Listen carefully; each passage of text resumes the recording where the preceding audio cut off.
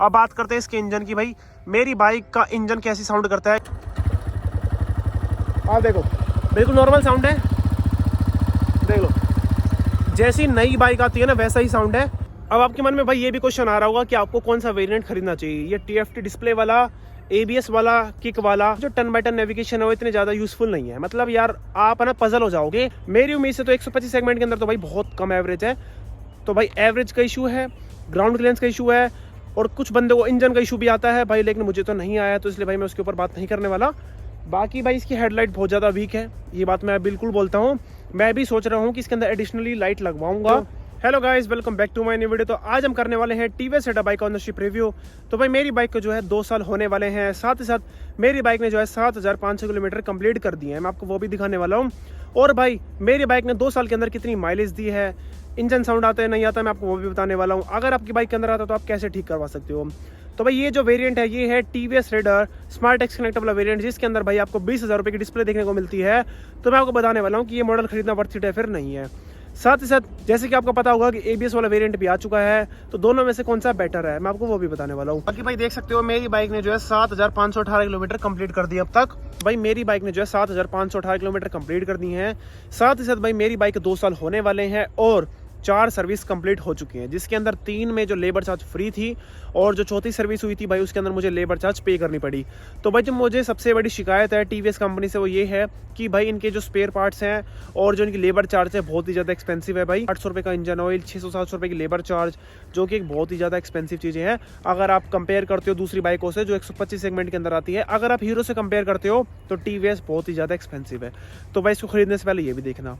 दूसरा पॉइंट ये है कि मेरी बाइक के अंदर अब क्या क्या चेंज हुआ है। तो भाई जब मेरी बाइक को खरीदे हुए 2 या 3 महीने हुए थे तो भाई मेरी बाइक की जो स्टार्टिंग में प्रॉब्लम आने लग गई थी। तो भाई हुआ क्या था कि जैसे मैं अपनी बाइक को सुबह खड़ा करता था और भाई जैसे रात को खड़ा कर दिया और सुबह स्टार्ट करने की कोशिश करी तो बैटरी लो दिखाता था, और भाई वो बहुत ही बड़ा फॉल्ट था, तो पता नहीं लग रहा था कि क्या फॉल्ट है। तो भाई एक सर्विस सेंटर वालों ने इसकी बैटरी चेंज कर दी, उसके बाद भी वो प्रॉब्लम सॉल्व नहीं हुई। उसके बाद भाई TVS कंपनी नहीं सुन रही थी, तो भाई हमने इनके जो बड़े मतलब जो हेड होते हैं उनको फ़ोन मिलाया, मेल करी। उसके बाद क्या हुआ कि मेरी बाइक भाई दूसरे सर्विस सेंटर में गई और वहाँ पर मेरी बाइक का एक पार्ट चेंज हुआ जिसका नाम था ECU, इलेक्ट्रॉनिक कंट्रोल यूनिट, जो कि बहुत ही ज़्यादा एक्सपेंसिव और इम्पोर्टेंट पार्ट होता है किसी भी व्हीकल के लिए। तो भाई मेरी बाइक के 2 पार्ट्स चेंज हुए अब तक, एक बैटरी और एक ECU अब तक। उसके बाद कोई भी दिक्कत नहीं आई है। अब बात करते हैं, देख लो भाई 7500 किलोमीटर चल चुकी है। तो भाई इसके टायर, ब्रेक शूज बिल्कुल जेन्युइन है जैसे आए थे। तो भाई कुछ लोग बोलते हैं कि TVS रेडर बाइक के टायर खराब हैं, तो भाई देखो मुझे तो सही लगे हैं। देखो 7500 किलोमीटर चलने के बाद में अच्छी खासी ग्रिप बची हुई है अभी भी, जैसे कि आप देख भी सकते हो। अभी भी मतलब मुझे लगता है कि 10-12 हज़ार किलोमीटर चल जाएंगे। और दूसरी बात भाई इसके जो ब्रेक पैड हैं चेंज नहीं हुए हैं, जैसे ओरिजिनल आए थे वैसे के वैसे हैं और बढ़िया चल रहे हैं, और अभी भी बहुत सारे बचे हुए हैं, मतलब घिसे नहीं हैं। और भाई जो पीछे का टायर है मैं आपको उसकी भी कंडीशन दिखा देता हूँ कि देखो कैसी कंडीशन है। तो देखो पीछे का टायर की कुछ ऐसी कंडीशन है, तो ये भी भाई अभी नया का नया जैसा ये घिसा नहीं है। पिछले ब्रेक शू भी चेंज नहीं हुए हैं, बिल्कुल सही के सही है। साथ ही साथ मैं आपको बताता हूँ क्या क्या कमी मुझे इसके अंदर देखने को मिली।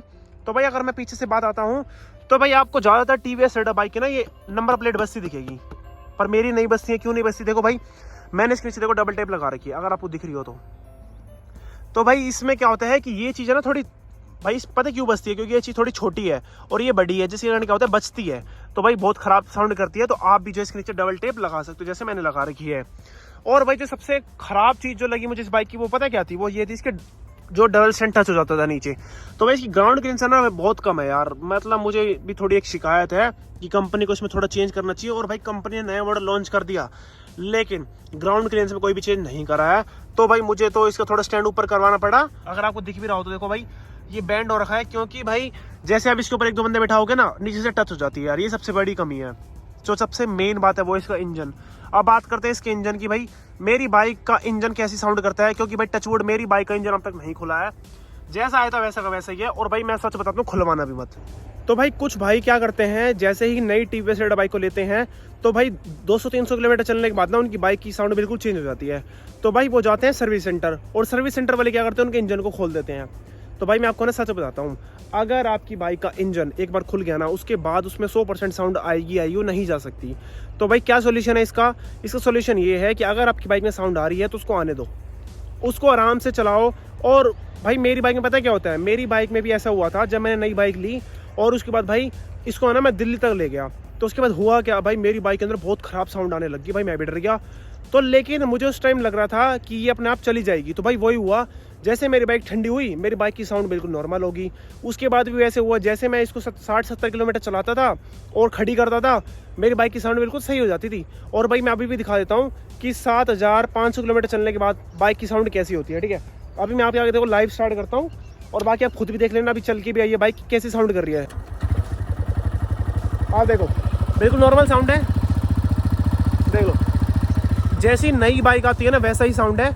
अगर आपको कुछ भी मतलब नहीं लग रहा होगा मेरी बाइक का इंजन ख़राब साउंड कर रहा है। और भाई विश्वास मानो मैंने अपनी बाइक का इंजन एक बार भी नहीं खुलवाया है, बिल्कुल भाई नया जैसा साउंड है, जैसी नई बाइक साउंड करती है। तो भाई अब आपके मन में एक सबसे बड़ा सवाल होगा कि ये बाइक एवरेज कितना देती है। तो भाई मैं आपको सच बताता हूँ, अगर आप लोकल के अंदर इस बाइक को चलाओगे तो ये बाइक आपको 35 से 40 के बीच में माइलेज देगी। आप थोड़े शौक हो रहे होगे, लेकिन मैं आपको सच बताता हूँ ये रियल है भाई। अगर आप इस बाइक को खरीदोगे तो भाई ये बाइक आपको लोकल में 35 से 40 की माइलेज देगी, इससे ज़्यादा नहीं दे सकती। दूसरी बात, अगर आप इसको हाईवे पे चलाओगे तो मैक्सिमम देगी 60 से 65 तक दे देगी। अगर आप बिल्कुल आराम से चला रहे हो, गेयर चेंज नहीं कर रहे हो, मतलब बिल्कुल आराम से चला रहे हो ना, तो भाई ये इसकी मतलब हकीकत है। लोकल में 35 से 40 और हाईवे पर 50 से 60 इतनी माइलेज देगी। बाकी मुझे लगता है कि इस बाइक की माइलेज है दूसरी बाइक से थोड़ी कम है। बाकी इसमें थोड़ी मुझे लगता है पावर भी है थोड़ी सी, इसलिए भी थोड़ी कम दे रखी हो। बाकी मेरी उम्मीद से तो 125 सेगमेंट के अंदर तो भाई बहुत कम एवरेज है। तो भाई एवरेज का इशू है, ग्राउंड क्लियरेंस का इशू है, और कुछ बंदे को इंजन का इशू भी आता है भाई, लेकिन मुझे तो नहीं आया, तो इसलिए भाई मैं उसके ऊपर बात नहीं करने वाला। बाकी भाई इसकी हेडलाइट बहुत ज़्यादा वीक है, ये बात मैं बिल्कुल बोलता हूँ।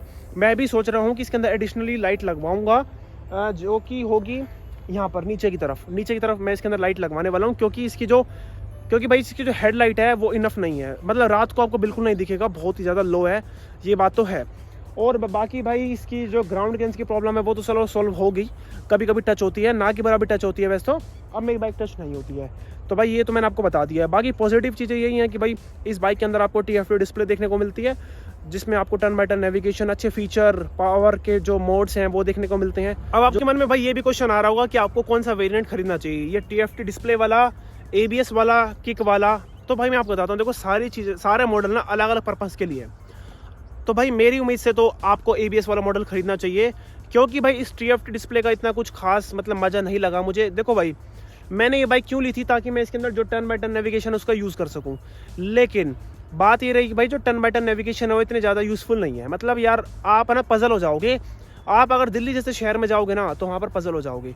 इसलिए भाई मैप मुझे लगता है ज़्यादा बेटर है, इसलिए भाई मैं उसको बहुत ही रेयर यूज़ करता हूँ। दूसरा सबसे बड़ा कारण ये है कि बहुत ज़्यादा एक्सपेंसिव है भाई।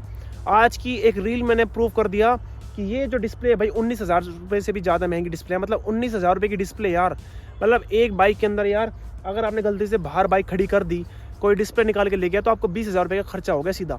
तो भाई मैं तो कहूँगा ये मत लो, ABS वाला वेरिएंट ले लो, क्योंकि उसके अंदर भी टर्न बाय टर्न नेविगेशन है और आपको कम पैसे में ABS में मिल रहा है, ड्यूल डिस्क भी मिल रही है, साथ ही साथ टायर सेक्शन भी बड़ा मिल रहा है, ठीक है, और आईगोली डिस्प्ले भी मिल रही है। तो वो सबसे बेस्ट मॉडल निकाला अब तक का। मुझे भाई ना किक वाला अच्छा लगता है, ना TFT डिस्प्ले वाला अच्छा लगता है। जो सबसे बढ़िया लगा भाई वो लगा ABS वाला, तो उसको खरीद लो भाई। तो भाई ये थी कुछ आज की वीडियो। आज की इस वीडियो के अंदर मैं आपको बता दिया है कि भाई मेरे को जो है 2 साल के अंदर किन किन परेशानियों को झेलना पड़ा, साथ ही साथ कौन कौन से पार्ट्स मेरी बाइक के अंदर चेंज हुआ है, इंजन साउंड कैसी है, माइलेज कितना देती है, कौन सा मॉडल खरीदना सबसे वर्थ इट रहेगा, मैंने आपको सब कुछ बता दिया है। अगर आपको वीडियो अच्छी लगी है तो लाइक कर देना, शेयर कर देना और कमेंट करना मत भूलना।